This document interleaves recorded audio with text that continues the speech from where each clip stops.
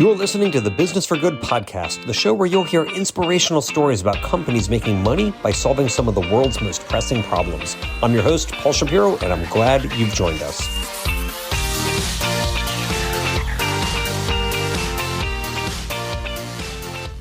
Welcome, friend, to episode number 121 of the Business for Good podcast. If you've been listening to the show for a while, first, let me say thank you. But second, you probably already know that nearly all startups fail.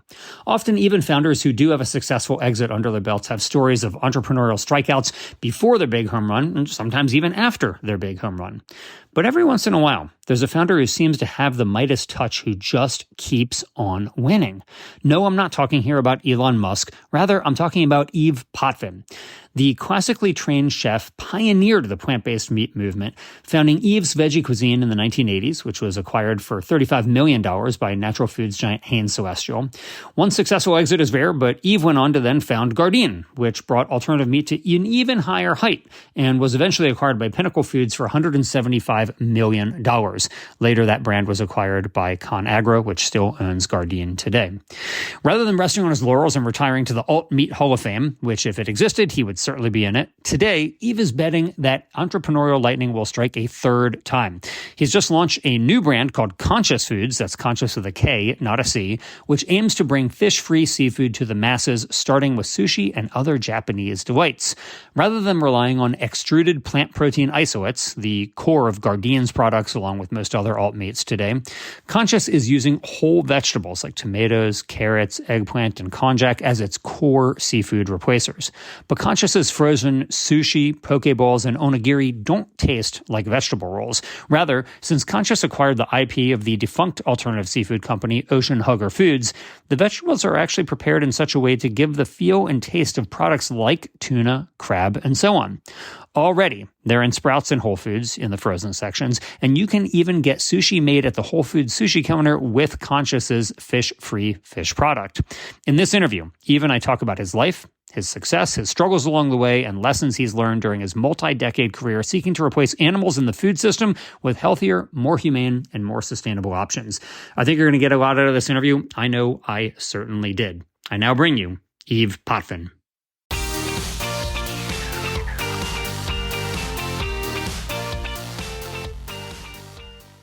Yves, welcome to the Business for Good podcast. So nice to be here. Happy Sunday. Yes, you as well. All right. I actually had your product about an hour ago for the first time. I went to Sprouts and I purchased it, and it was quite good. I tried two of them. One was like a kale sushi, and the other one was a tuna sushi. And they were both quite good. And I really appreciated it. Go on. You look like you want to say something about them. Yes, we have the kale onigiri. Onigiri, not sushi. Thank you. Onigiri. Yeah. And so for people who aren't familiar with what onigiri is, you want to tell them what that is?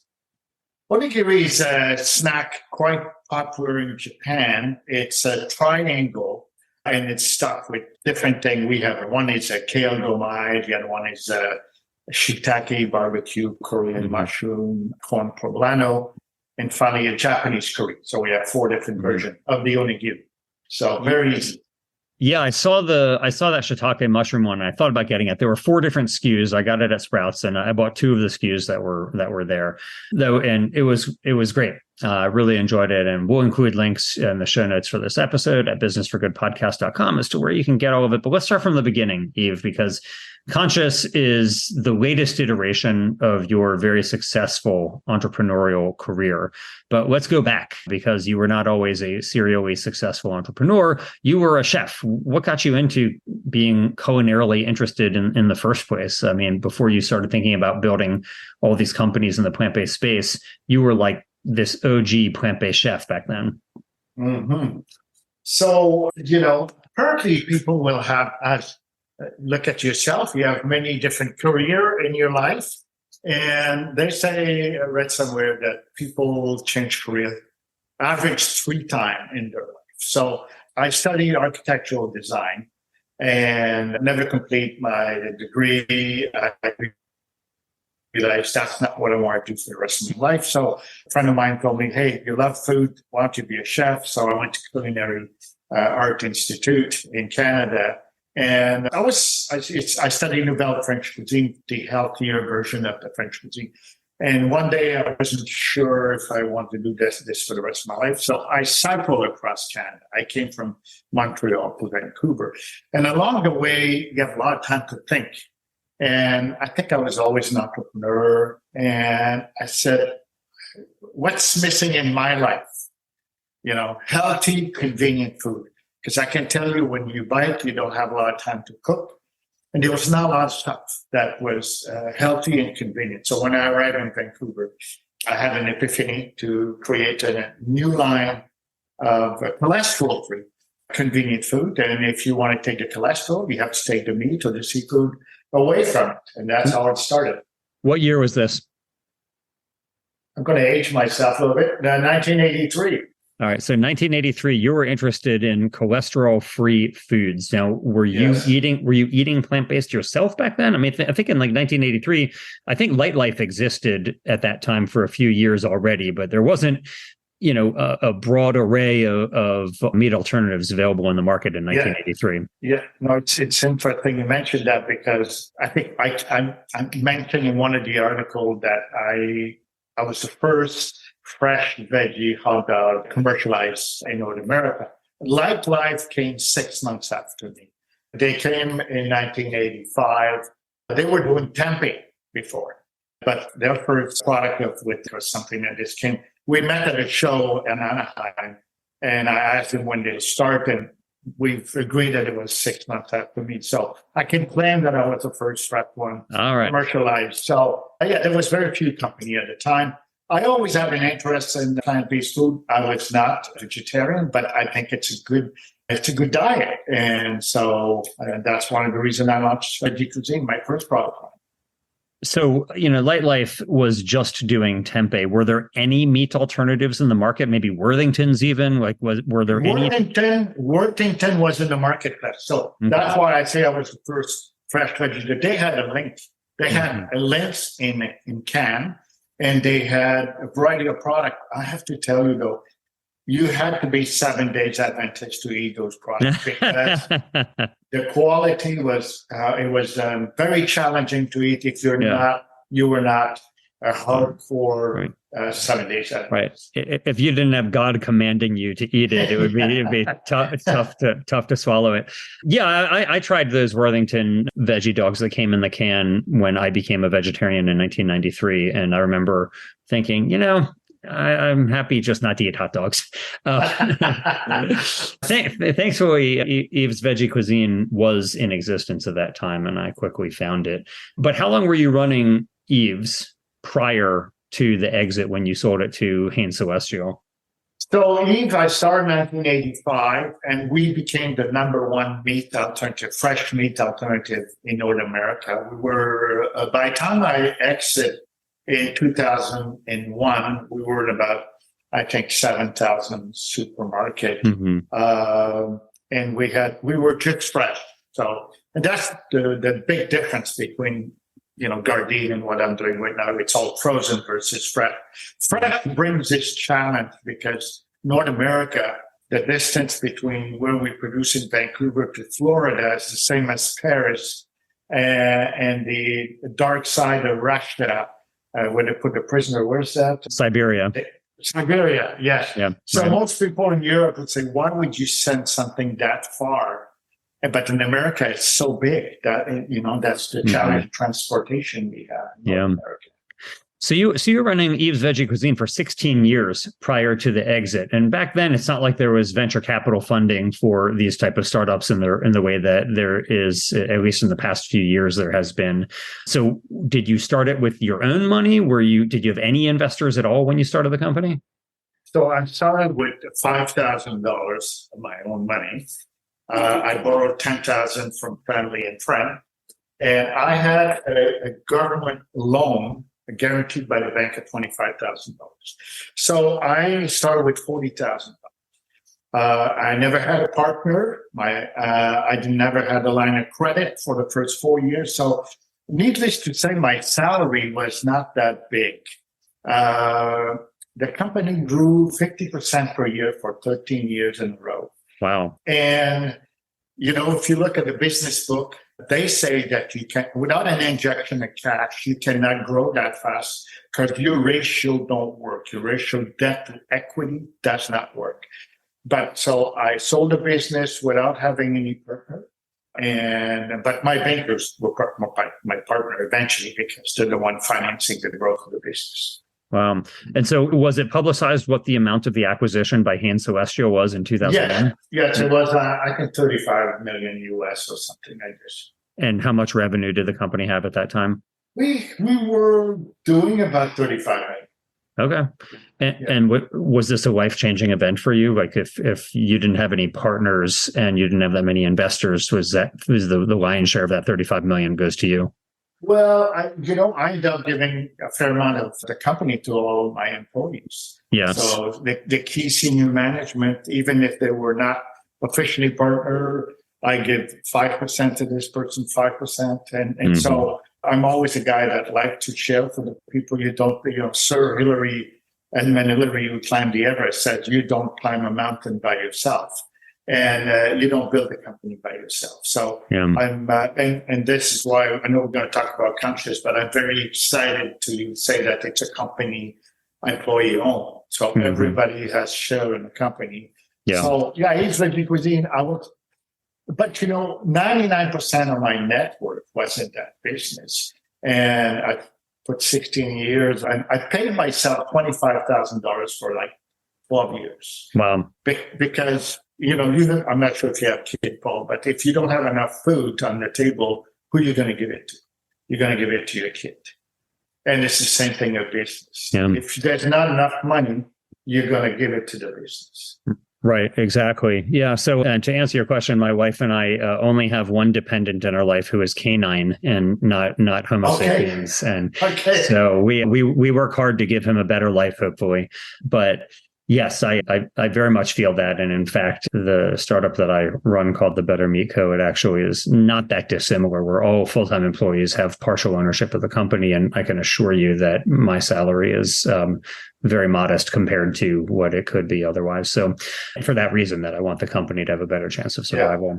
Yeah. Okay. And of course, we're going to get to Conscious, which is the whole purpose of the catalyst, I should say, for this interview. But you've led such an interesting life. I just want to go through these various chapters for you, from a chef to starting your own company, running it, and then having this $35 million acquisition. And then how long after that did you think, okay, I'm now getting into high moisture extrusion. I'm going to do Gardein to make even more realistic meat alternatives? So the reason, I'm an entrepreneur, and we were the number one brand fresh. Everybody want to buy, Conagra want to buy me, etc. And I was not really interested in selling the business. But Worthington went to buy Kellogg. Kraft bought Boca. So all the big company were getting in. And we started developing high moisture extrusion at Yves Veggie Cuisine because I was looking for the next generation of product. We spent over $1 million in R&D.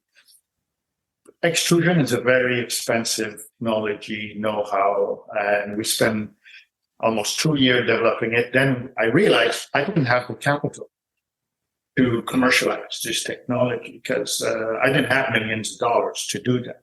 So in 1999, there was a lot of small business coming into play.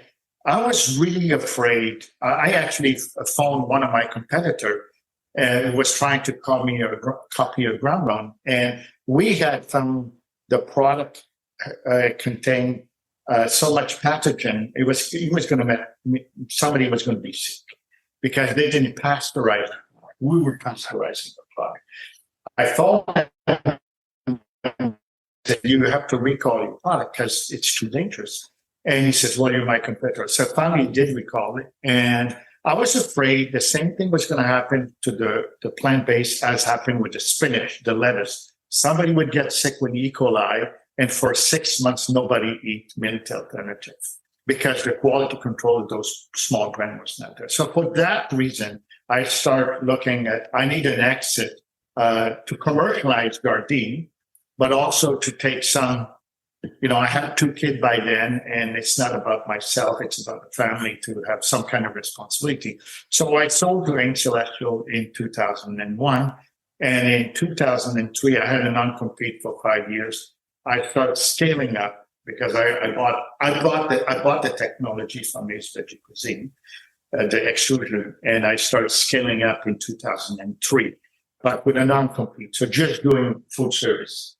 Right, because my understanding is Gardein was B2B, and in fact, you were selling to Hain Celestial as well, right? For the beginning part of Gardein. My recollection is that you had like an Intel Inside approach where you had to put on the pack like something like powered by Gardein or something like that on there, right? Yeah, I was selling to Star. I was selling to all the different people. The idea was going to be an Intel Inside or Gore-Tex, made with Gardein.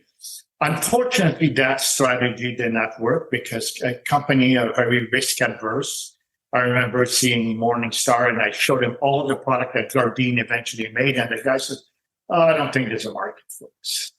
And I said, so why do you think? We've done some consumer feedback, and I don't think there's a market for it. So, a big company are risk adverse. And that's why in 2008, I decided I'm going to have to launch Gardein in retail because nobody wants to launch those products. And I know there's a market for it. And, your good friend, my good friend, Tal Roman helped me, and we launched the brand on Oprah in 2009. I remember I was watching that, and I remember being so impressed. You mentioned Tal Ronan, who is a longtime friend of mine and a chef as well, who now owns his own restaurant called Crossroads in LA. But it's an amazing story. Like I remember Tal from way back when he was like the IT guy at an animal welfare charity, and he was just like the guy who helped you fix your computers, when you had a computer problem. And then, he ended up going to become a chef, and look what he did with Gardein and now with so many more things as well. Since then, he's a very impressive guy. But so you had a wild ride. Oh, go on. Sorry.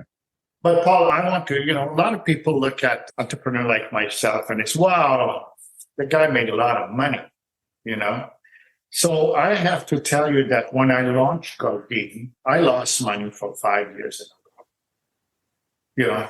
I was self-financed, and I was writing a check of $200,000 a month. Wow. To keep the business going for 5 years. But $200,000 a month for 5 years is a lot more than $5 million, right? No, I was 15 million in the business. Wow. When I brought private equity. So, you might say, the guy made a lot of money. Or when they see, Gardein's a lot of money. It takes a lot of risk, takes a lot of belief. Because my break even was 30 million at Gardein. Because it's very complex, a lot of machinery, big capital expenditure. And it's really, when I decided in 2007, when I saw that the Intel Inside did not work, I remember sitting in my room and said, I have to break the mold. I have to start all over. And I had like 12 million by that time. And I have to reinvent this brand, Gardein. And I have to go back in the marketplace and show that there's a market for this product. So, it's easy to look back and look at those numbers and say, wow, this guy made a lot of money. But you have to really believe in what you're doing. And take a lot of risk. Yeah. So speaking of money, by the time you had the acquisition in 2014 for Gardein, what was the total of that acquisition by Pinnacle?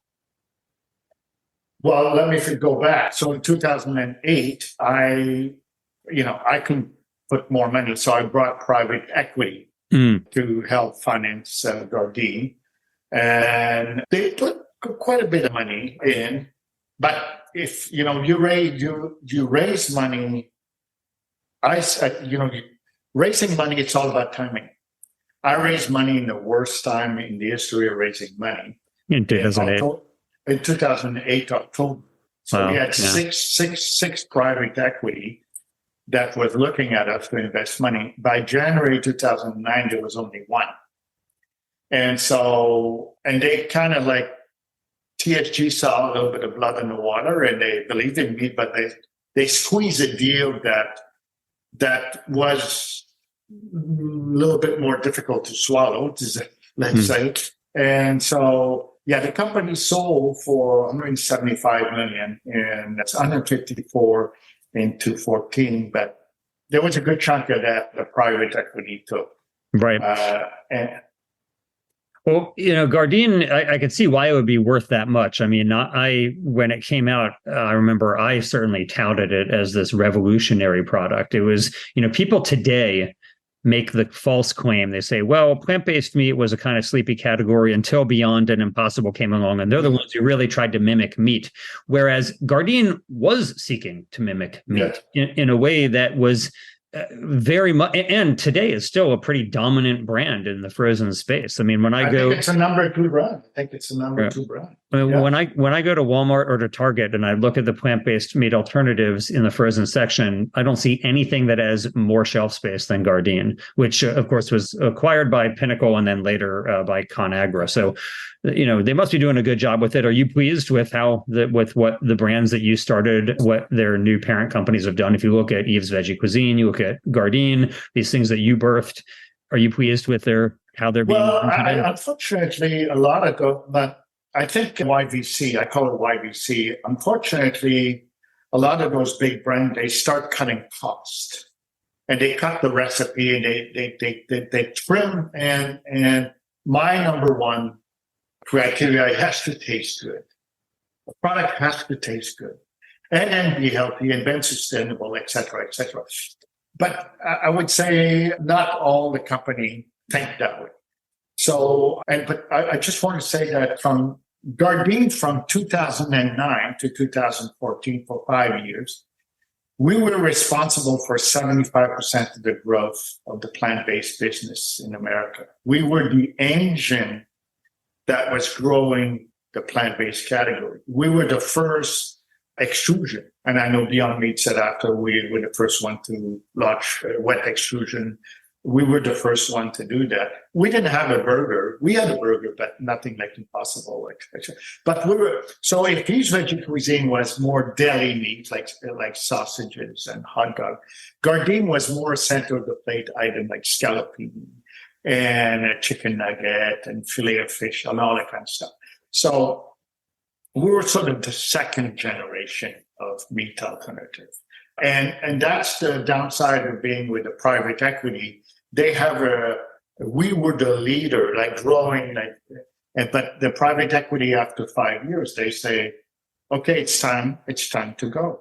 So you could say, we sold for a lot of money, but look at Beyond Meat 4 years later, the valuation became billions of dollars. So it's all relative. Right. We wanted to go and open a plant in the U.S. and really grow the Gardein brand, but I didn't have the cash to buy them, and it was too early to go public. So therefore, you have to exit with a shareholder, and they were a major shareholder, and they sort of that's the reality of business.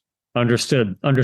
Yeah, it's interesting that in the tech world, when people are not necessarily making actual physical things like food, but in the tech world where people are making apps and things like that, you have this expectation that there's going to be an exit within a few years. And what I notice about your two companies so far is, these were a decade to a decade and a half of laboring away at these companies, often self-funding it and losing a lot of money before you finally had success. So first, when you look at the mortality rates for startups, which are, upwards of 90%, the fact that you had two successes in a row is really incredible.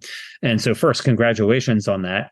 But most people would think, okay, well, I've done my part in the world. I've had two successful companies, and you decided instead that you wanted to take a third entrepreneurial rodeo under your belt here with Konscious. And I want to chat about that, because what was it that made you think, I'm not going to just sit on a beach in Hawaii and enjoy my life, that I want to do something else?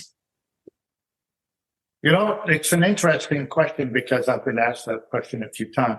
I own also with my wife a culinary school in Vancouver. We teach entrepreneurship and culinary to international students. And so I was kind of semi-retired, involved in a lot of board and mentorship. And it was really my team that called me and said, Yves, there's a lot of bad product on the marketplace. There's nothing like growing a business and being successful. It's being on a whitewater raft with a team of people. And if you play sport, you have that team feeling that, 5 plus 5 equals 20.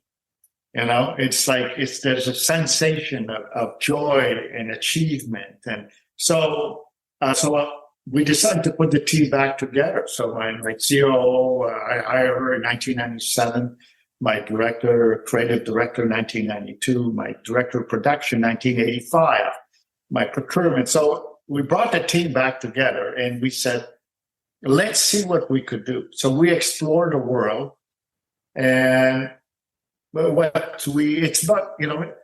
have a famous saying that I say when I give a talk. If to be successful in business, you have to be or the first or the best or different.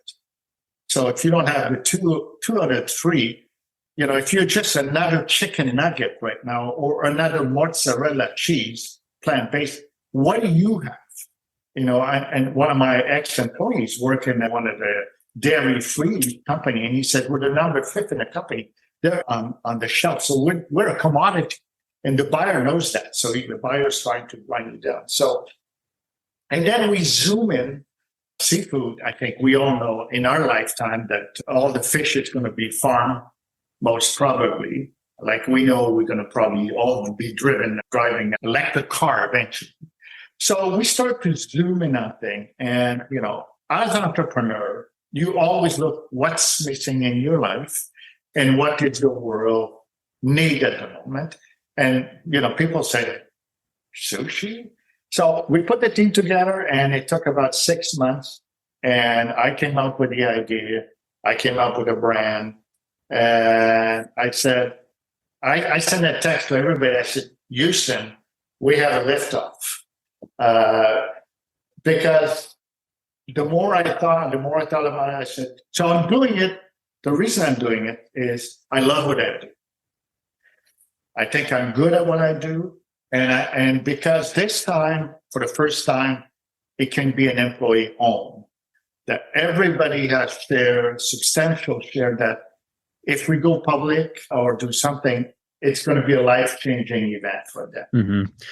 You did just take a pretty large investment, though, right? I mean, I read that you did like a $19 million investment for the company, which is a very sizable amount, especially at a time right now when VCs are not only reluctant to make investments of any kind, but especially in the alternative meat category, which has really been battered from a lack of VC interest at this moment for a variety of reasons. So how and why did you do it? I mean, it's a large amount of money to raise for an early stage company, and you're saying that you want maximal employee ownership, but it's a lot to take in from VCs. It is, but I can tell you that we have a good pool of share for the employees.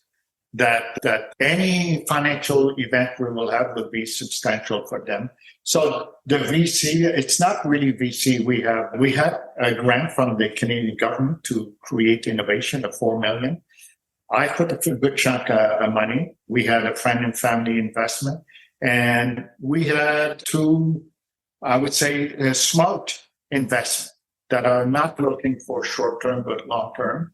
One of the companies is Walter in Montreal, and there's a group, a family office that invests in people like me. And if it's 5 years to get their investment or 10 years, and in business, I always say to young entrepreneurs, don't get stupid money, get smart money. The stupid money for me is 5 years. I don't bring value. I want to triple my money, and that's it. Bring smart money that is here to invest in you and help you grow the business. So, to finish my other point, it's interesting as an entrepreneur that, I just finished building a house. I think our architect was 75. Nobody asked the architect, why are you not retired?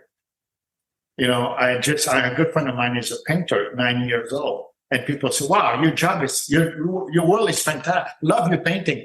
They don't say to the artist, why don't you not in Hawaii? But as an entrepreneur, you seem to have a timeline. Okay, you're 65, get out of here, go retire. And I'm more of an artist, I think, in that sense, an artisan. I love it. Listen, I enjoy my life, but I also like building a brand and being with people and create good product and make a contribution in people's life. Right. So let's get into it then regarding Conscious, because you're making a very different type of contribution than before. Like if you look at products like Gardein, which are pretty high technology products that are using a special kind of extrusion. Now you're basically using whole vegetables. You are putting pea protein in the product as well, but for the most part, your top ingredients are things like rice and vegetables. I know that you acquired some of the technology from Ocean Hugger Foods, which was a company started by Dave Benzikin that went under, but I think had some interesting technology that now you own. So what is it? Like, how are you turning whole vegetables into something that actually resembles fish without subjecting it to all the type of isolation, fractionation, extrusion, and other things that you do to plant proteins to make them taste like meat? Mm-hmm. Yeah, that's, I think, Paul, like my analogy with my friend, the painter, the artist, I think this is my best work. Okay. Because and my wife and I travel all over the world. We love food. And I'm always, because of my chef background, what's the difference between a 3-star, a 2-star, a 1-star, or a good restaurant? It's ingredient and the way you put the ingredient together. A 3-star restaurant doesn't use highly processed way to put the food on your table. It's just the way they assemble the food, the way they think about food. And so for us, it was going back to my root. How do we put clean ingredient together and then develop some know-how? Like the rice is flat frozen. We use the tuna as organic tomato. And we did use some of the Ocean Hugger know-how, but we quickly realized the reason they went under is because the product was $15 a kilo to manufacture. And by the time you commercialize it, every sushi place was saying it's too expensive. So in business, it's important to have a good product, but it's important to have a good product that is affordable. Mm-hmm. And I'm very happy to say that we're the first plant-based product that is not any more expensive than its counterpart. Interesting. Therefore, if you have a sushi roll at Whole Foods or Sprout tuna, it's $8.99. That's what you're going to pay for a product. And this has been one of the big challenge for people who are flexitarian. They say, I want to eat more plant-based, but why is it twice the price? Why is it 25% more? We take that equation out. It's not any more expensive. It's better for you. It's better for the planet. And so, we've developed some unique technique to incorporate ingredient, and it's more like a baking or a culinary expertise that we brought into the Conscious portfolio product. Interesting. So let me ask you on the price parity issue, some of these products are 25% more, but more often I see it at like 2 or 3 times more, like 200 to 300% more. And there are a couple of times, I don't want to throw ice on the parade, but there are a couple of times where I've seen price parity reached. It's very rare.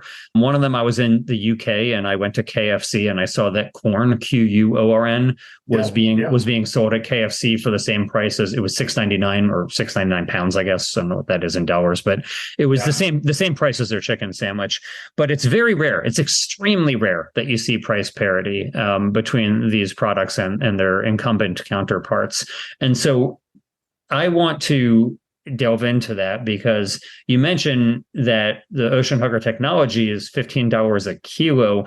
I don't know what higher end tuna costs, but I would be surprised if it was cheaper than that. I don't really know. I have no idea, but that's, like, what would that be, like $7 a pound or so? Yeah. So which doesn't seem that crazy to me. Yeah. But the problem with the Ocean Hugger is that it was $15 a kilo, but at the end of the day, you only have about 40% yield or 50% yield because there was a marinade inside, etc. And it was a big bag. And the product was well liked by the sushi chef, but It was too expensive. Yeah, no, tuna is selling tuna about $13 a pound. But it was the usage. It was much more complicated than just the price. Right. So if you get only half the yield, then I mean, it's really like $30 a kilo.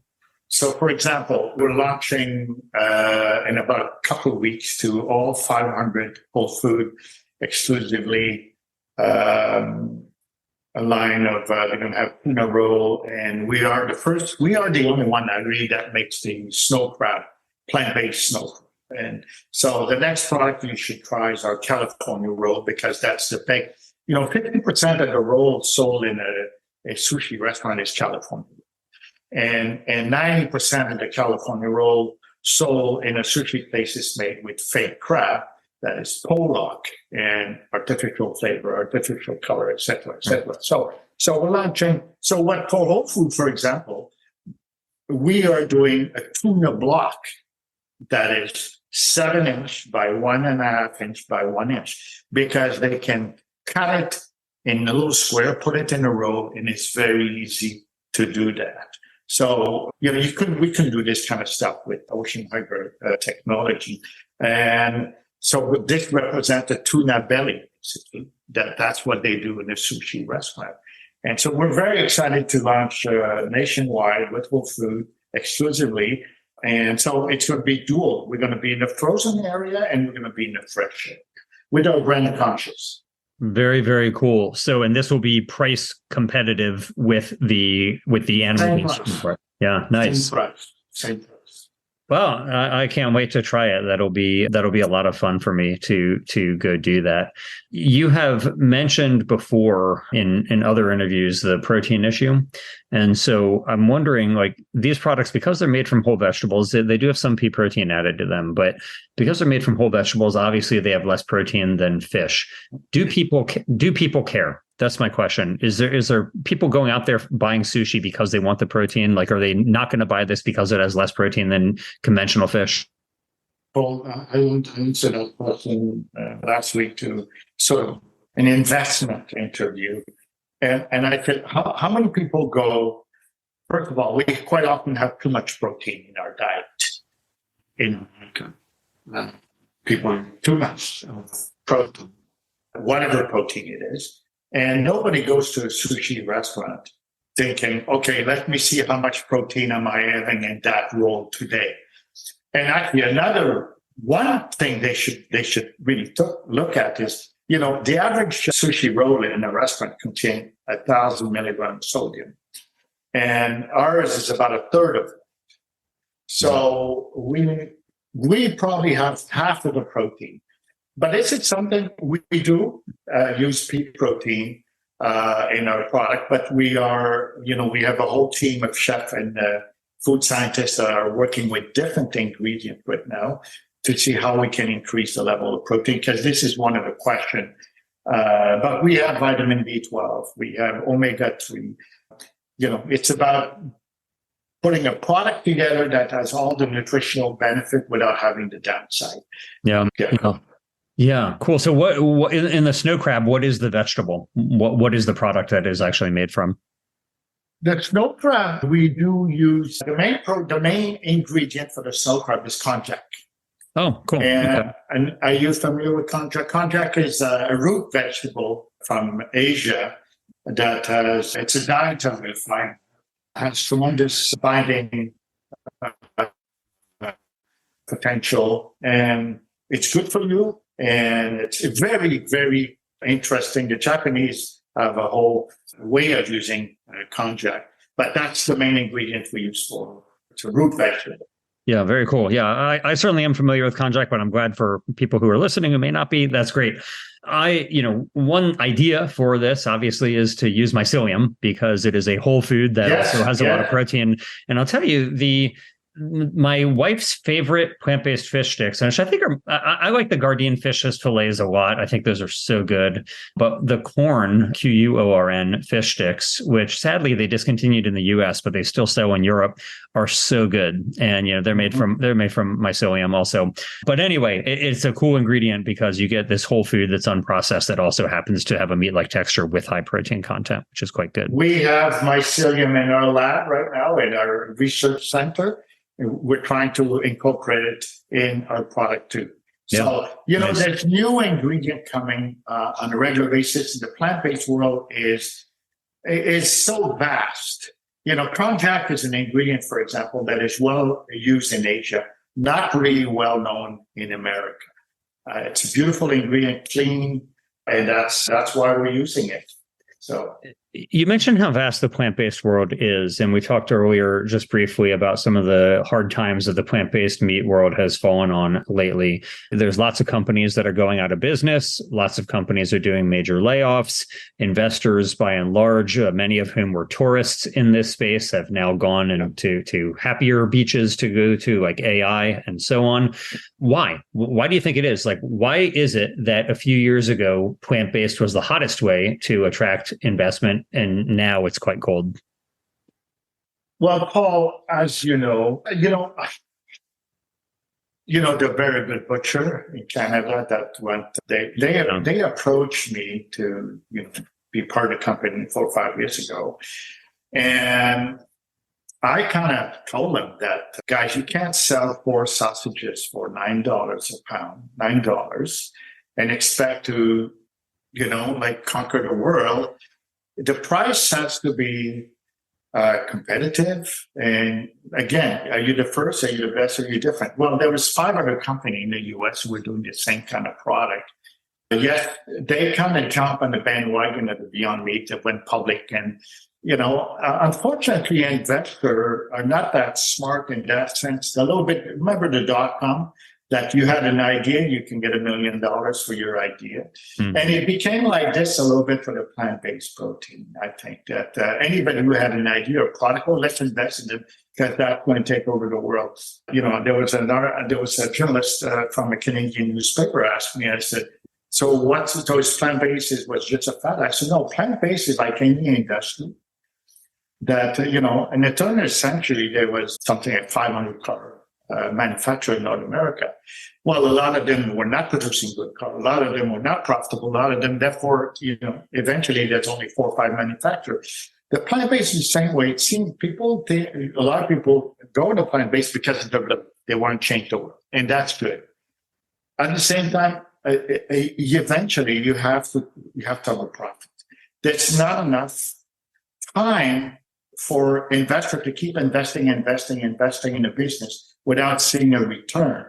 So a lot of business were mismanaged. And you have a big injection of cash, and suddenly open plant in different part of the world and not looking at your margin. A business needs a proper margin to function. And so it's a business also. An investor expects a return. And it's not only good to be a dreamer, you have to be an operator also. What is a proper margin? 30%, 40%? Like, what to you is a proper margin for a successful food business? Yeah, I think 40% is an acceptable gross margin for a sustainable business. You can't operate with a 15, 20% gross margin. You don't have enough money to reinvest. Because, you need to build the marketing to sustain the brand. And you need to reinvest in your brand. So I think the plant-based has a great future. But I think it's going to be, you need to have and that's why for me it was important to bring my team back together. Because I can trust them. I know what they can do. It's just not an idea. It has to be a sustainable idea. And you are in business yourself. You understand how difficult is. You mentioned earlier, 90% of the business don't make it the first 5 years. It's so difficult to start a business. No wonder people don't want to start business. And it doesn't matter if you've done it once or twice or the third time. There's still many, many challenges that are unforeseen. And but I think the stronger one will survive and will thrive. But eventually, it's not like you need to bring profit to be able to reinvest in the business. Yeah, it's funny you say that. I was talking with one person who was a serial entrepreneur, and I asked him, what was the biggest trait that he had that he thought made him keep on doing this? He said, "Oh, I think hard-headedness." And I said, "Oh, tell me what you mean." He said, "Well, most people, when they beat their head against a wall, people say, 'Hey, stop beating your head against the wall. Your head's going to break.' And I say, I think the wall will break first." And so, that's like, what it's like to try to do this. It's so difficult. And I think a lot of people in the plant-based space, they saw the success that Beyond Meat had, and they IPO'd at like, I think it was like a 30x multiple over their revenue, completely. And same with Oatly, actually, which were, totally anomalous.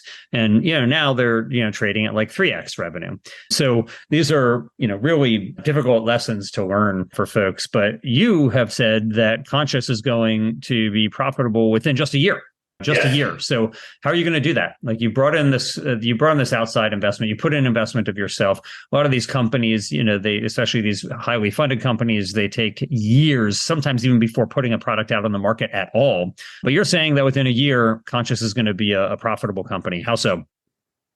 Well, it's a question of volume. You need to a certain amount of volume to cover your overhead. And so we are growing very fast. We're going from 200 store 4 months ago to 4,000 store in about 2 months.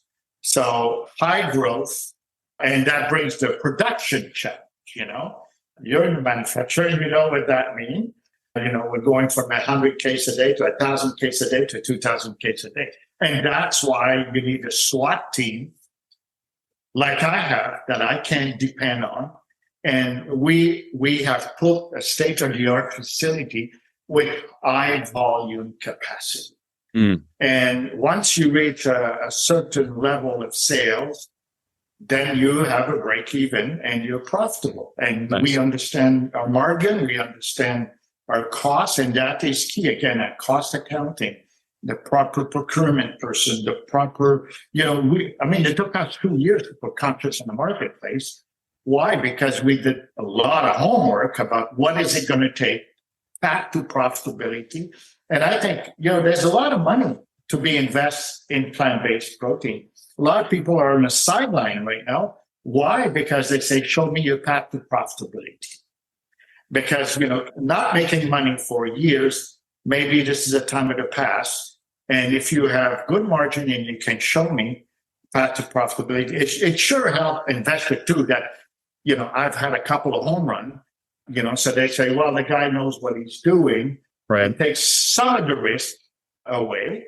But, I think you mentioned a couple of companies, as Impossible and Beyond Meat. And the challenge of being public, the good thing is that once you go public, you have a lot of cash injection, and value is good, so you can grow the business. But analysts are only patient for so much. And a little bit what happened, I think, with Tesla, when my son, who was 15, who called me, chatting and said, Dad, I think you should short Tesla. This is my 15-year-old son is telling me to short Tesla. Every analyst in the world was telling everybody to short Tesla. And I didn't short Tesla because I don't believe in this kind of stuff, that to bet in a negative way. And Tesla proved the world wrong, that they survive, and they're the leader in electrical car. So the analysts, I had a journalist that says the fall of the plant-based, it's over. It was a fad. And who said that? Was the owner of Light Life, and 95% of his business is meat. Yeah. So I said, be careful who's saying that, because for him, by saying that, you benefit his other business, Yeah, that's an interesting point for sure. And I have been following Tesla for some time, and I've always thought that people who bet against Elon Musk are probably not in the wise place. He's proven time and time again that he's pretty resilient. In fact, I don't know how many people have been serially successful as plant-based meat entrepreneurs. I can't think of any who have done multiple successful exits in the space aside from you. But maybe you're like the Elon Musk of plant-based. Maybe, Yves Potvin is the Elon Musk of plant-based here. Well, I think, number one quality of entrepreneur and serial entrepreneur is perseverance. when everybody's going to stop and say, we can't do it. Listen, my extrusion technology, I thought I was going to spend, I bought a pilot technology and I thought it was going to cost $2 million to scale it up. It cost me $8 million to scale it up. So you could say, you're so stubborn that you're going to make it work. And most people quit along the way. They say, this is not going to, might as well cut your loss.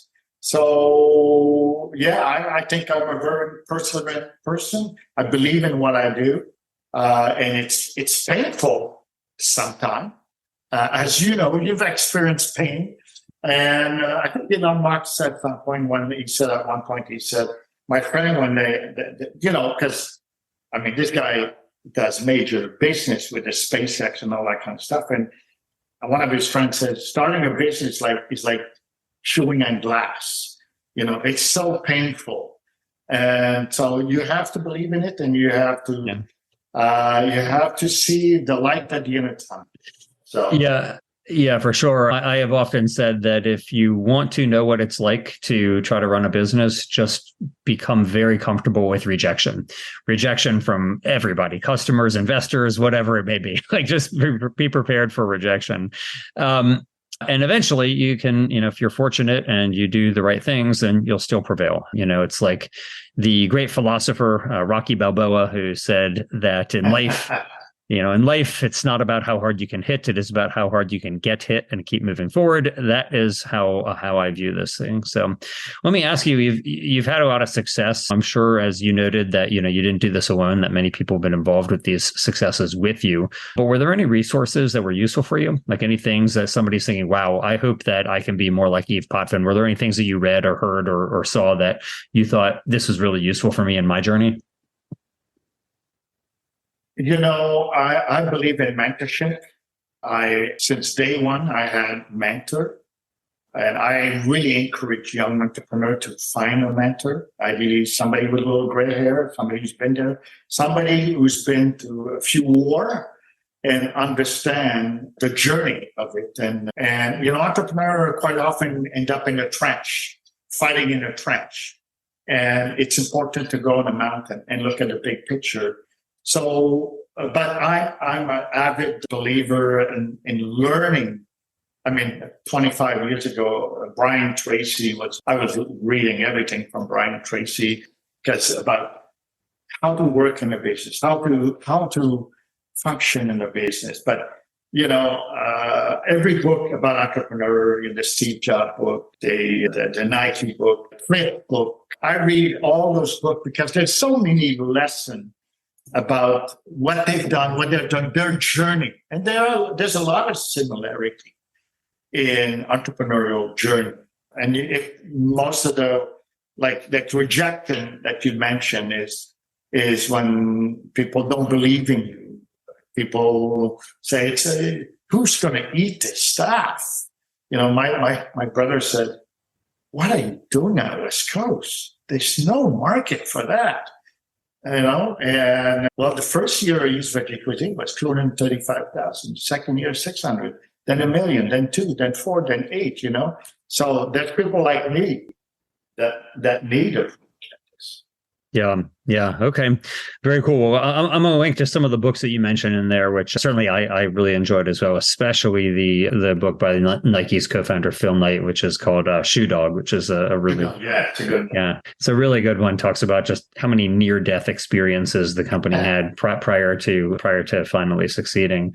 So finally, Yves, let me ask you, obviously you've started now 3 companies. You've had these different chapters in your life.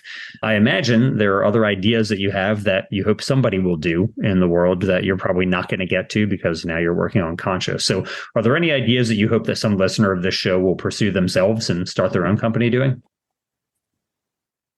Paul, I lecture at different university entrepreneurship program, and there's always a student that raises his arm and say, what is the next greatest idea, Mr. Potvin? And I always say, well, you should know, because there's something in your life that's missing. And when I came up with the idea of like sushi and plant-based seafood, I started putting the dot together. Like there's 20,000 sushi restaurants in the U.S. There's 5,000 poke bowl. We're running out of tuna, running out of this, of seafood. And why is this? Somebody say, why is there no frozen sushi? Well, our product has, I'm not sure the method that you use, but you could let it defrost for 3 hours, ready to eat. You could put in a microwave for a minute, it's ready to eat. You put in hot water for 8 minutes, ready to eat. You can't do that with fish. You're going to have food poisoning. So it's about, everybody has idea. Idea a diamond doesn't. It's what you do with the idea. So I always tell the student, look at what's missing in your life and what you would like to see. And that's an idea possibly you should pursue. Interesting. Yeah, I always joke, people who say, well, I have an idea, it's worth something. It's like, well, I could say that I had an idea 20 years ago to have a supercomputer in my pocket, but that doesn't mean I invented the iPhone, right? There's a difference between having an idea and actually executing it. And doing it. Exactly. That's the challenge. Yeah. The idea of diamond dozen is what you do with it. But everybody has a good idea. Are you willing to act on your idea? Indeed. Well, I'm very grateful to you for acting on your ideas because I have been a consumer of yours for now about 30 years, actually. So that's why you look so young. That's why you look so young. Yeah, indeed. It's all from eating Gardein and Yves. And then, and today for the first time, and Conscious today for the first time. And to answer your question, I microwaved it. I did think about doing the warm water, but the idea of getting it in like just a minute as opposed to 8 minutes was more attractive. Yeah, it's that very convenient. Yeah. So it's a pleasure talking to you, Paul. Yves, it's my pleasure. Thanks so much. Great to chat here. Good luck with Conscious. And I look forward to seeing what happens with the company as you grow it into obviously a multi-million-dollar business that's going to help turn the tide for the oceans here. Thank you so much. Thanks for listening. I hope you found it useful, and if you did, please let the world know. Leave the show a 5-star rating on your favorite podcast app and share the episode with your friends. Who knows? Maybe you'll inspire one of them to be in the business of doing good themselves.